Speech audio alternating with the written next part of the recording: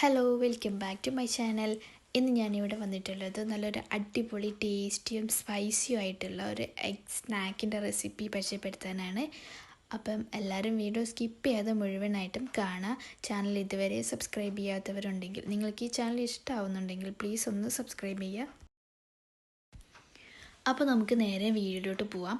ആദ്യം തന്നെ ഇതിലോട്ടൊരു ബാറ്റർ റെഡിയാക്കി എടുക്കാനുണ്ട്. അതിനുവേണ്ടി ഒരു മിക്സിയുടെ ജാറിലേക്ക് 1/2 കപ്പ് മൈദ മാവ് ചേർത്ത് കൊടുക്കാം. പിന്നെ ഇതിലേക്ക് തന്നെ ഒരു 1/4 കപ്പ് പാല് ചേർത്ത് കൊടുക്കാം. പിന്നെ ഇതിലേക്ക് ആവശ്യത്തിനുള്ള ഉപ്പ് ചേർത്ത് കൊടുക്കാം. കൂടെ തന്നെ 2 നുള്ളി ബേക്കിംഗ് സോഡ കൂടി ചേർത്ത് കൊടുക്കാം. പിന്നെ ഇതിലേക്ക് വേണ്ടത് മുട്ടയാണ്. ഒരു മുട്ട പൊട്ടിച്ചൊഴിച്ച് കൊടുക്കാം. എന്നിട്ടിത് നന്നായിട്ട് ബ്ലെൻഡ് ചെയ്തെടുക്കാം.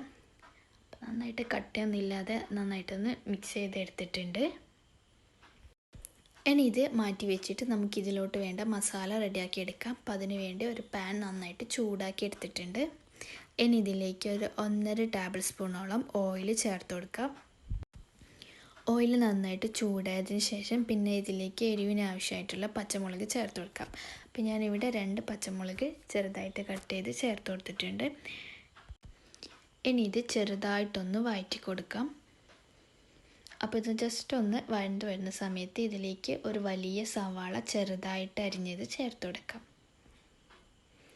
എന്നിട്ട് സവാളയും കൂടെ നന്നായിട്ടൊന്ന് വഴറ്റിയെടുക്കാം. സവാള ഒന്ന് വഴണ്ട് വരുന്ന സമയത്ത് ഇതിലേക്ക് 1 ടീസ്പൂൺ ഇഞ്ചി വെളുത്തുള്ളി ചതച്ചതോ പേസ്റ്റോ ചേർത്ത് കൊടുക്കാം. എന്നിട്ട് ഇതോടെ അതിൻ്റെ ഒരു സ്മെല്ല് മാറുന്നത് വരെ ഒന്ന് വഴറ്റിയെടുക്കാം. ഇഞ്ചി വെളുത്തുള്ളിയുടെ സ്മെല്ലൊക്കെ മാറി സവാളയൊക്കെ ഒന്ന് വഴണ്ട് വന്നിട്ടുണ്ട്. ഇനി ഇതിലേക്ക് കുറച്ച് മല്ലിയില ചേർത്ത് കൊടുക്കാം. മല്ലിയില കൂടി ചേർത്ത് കൊടുത്തിട്ട് നന്നായിട്ടൊന്ന് ഇളക്കി കൊടുക്കാം. ഈ ഒരു സമയം കൊണ്ട് തന്നെ സവാള നന്നായിട്ട് വഴണ്ട് വന്നിട്ടുണ്ട്. ഇനി നമുക്ക് ഫ്ലെയിം നല്ല ലോ ഫ്ലെയിമിലിട്ട ശേഷം ഇതിലേക്കുള്ള മസാലപ്പൊടികൾ ചേർത്ത് കൊടുക്കാം. ആദ്യം തന്നെ ഒരു 1/4 ടീസ്പൂൺ ഗരം മസാല പൗഡർ ചേർത്ത് കൊടുത്തിട്ടുണ്ട്.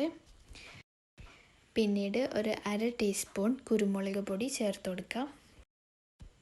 1/4 ടീസ്പൂൺ മഞ്ഞൾപ്പൊടി. പിന്നെ ഒരു ചെറിയ കളറിന് വേണ്ടിയിട്ട് ഒരു 1/4 ടീസ്പൂൺ മുളക് പൊടി കൂടി ചേർത്ത് കൊടുക്കുന്നുണ്ട്. അപ്പോൾ മുളക് പൊടിയും കുരുമുളക് പൊടിയൊക്കെ നിങ്ങളുടെ എരിവിനനുസരിച്ചിട്ട് കൂട്ടുകയും കുറക്കുകയൊക്കെ ചെയ്യാം. എന്നിട്ടിത് നന്നായിട്ട് മസാലപ്പൊടികളുടെ പച്ചമണം മാറുന്നത് വരെ നന്നായിട്ടൊന്ന് വഴറ്റിയെടുക്കാം. ഈ ഒരു സമയത്ത് നമുക്ക് ഈ ഒരു മസാലയിലോട്ട് ആവശ്യമായിട്ടുള്ള ഉപ്പ് ചേർത്ത് കൊടുക്കാം. അപ്പോൾ നമ്മൾ നേരത്തെ ബാറ്ററിൽ ഉപ്പ് ചേർത്തിട്ടുണ്ട്. അപ്പോൾ ഉപ്പ് ചെക്ക് ചെയ്തിട്ട് ഈ മസാലയിലോട്ട് വേണ്ട ഉപ്പ് മാത്രം ചേർത്ത് കൊടുക്കുക. എന്നിട്ട് നന്നായിട്ട് മിക്സ് ചെയ്ത ശേഷം നമുക്ക് ഫ്ലെയിം ഓഫ് ചെയ്യാം. ഇനി നമുക്കിത് സെറ്റാക്കി തുടങ്ങാം. അപ്പോൾ ഞാനിതിവിടെ റെഡിയാക്കുന്നത് ഒരു ചെറിയ ഫ്രൈ പാനിലാണ്. അപ്പോൾ നിങ്ങൾക്ക് നിങ്ങളുടെ കയ്യിൽ സോസ് പാൻ ഉണ്ടെങ്കിൽ സോസ് പാനിൽ ചെയ്തെടുക്കാം. അപ്പോൾ ഞാനിവിടെ ഒരു ചെറിയൊരു ഫ്രൈ പാനിലാണ് ചെയ്തെടുക്കുന്നത്. അപ്പോൾ നിങ്ങൾക്ക് ഏത് ചെയ്യാനാണോ താല്പര്യം അതിൽ ചെയ്തെടുക്കാം. ഇനി നമ്മളെടുത്തിട്ടുള്ള പാത്രത്തിലോട്ട് കുറച്ച് ഓയിൽ എല്ലാ വശത്തും ഒന്ന് നന്നായിട്ട് സ്പ്രെഡ് ചെയ്ത് കൊടുക്കാം. ഇനി ഇതിലേക്ക് നമ്മൾ ആദ്യം റെഡിയാക്കിയിട്ടുള്ള ആ ഒരു ബാറ്റർ മുഴുവനായിട്ടും ഒഴിച്ചു കൊടുക്കാം. അപ്പോൾ ബാറ്റർ മുഴുവൻ ഒഴിച്ച ശേഷം പിന്നെ നമ്മൾ റെഡിയാക്കി വെച്ചിട്ടുള്ള മസാല ചേർത്ത് കൊടുക്കാം. അപ്പോൾ മസാല മുഴുവനായിട്ടും എല്ലാ വശത്തും നന്നായിട്ടൊന്ന് സ്പ്രെഡ് ചെയ്ത് വെച്ച് കൊടുക്കാം. പിന്നെ ഇതിൻ്റെ മേലെ വെക്കേണ്ടത് പുഴുങ്ങിയ മുട്ടയാണ്. അപ്പോൾ ഞാനിവിടെ 2 മുട്ട പുഴുങ്ങിയെടുത്തിട്ട് അതിനെ ഇതുപോലെ കട്ട് ചെയ്തെടുത്തിട്ടുണ്ട്. അപ്പോൾ നിങ്ങളുടെ ഇഷ്ടത്തിനനുസരിച്ച് കട്ട് ചെയ്തെടുക്കാം. എന്നിട്ട് ഇതിൻ്റെ മേലെ നന്നായിട്ടൊന്ന് പ്രസ് ചെയ്ത് വെച്ച് കൊടുക്കാം. പിന്നെ ഇതിൻ്റെ മേലെ കുറച്ച് മല്ലിയിലയും പിന്നെ കാണാനൊരു ഭംഗിക്ക് വേണ്ടി ചില്ലി ഫ്ലെക്സും ഇതറി കൊടുക്കുന്നുണ്ട്. അത് ഓപ്ഷനിലാണ്. ഇനി ഇത് അടച്ചു വെച്ച് ഒരു 10-15 മിനിറ്റ് ലോ ഫ്ലെയിമിൽ ഒന്ന് കുക്ക് ചെയ്തെടുക്കാം.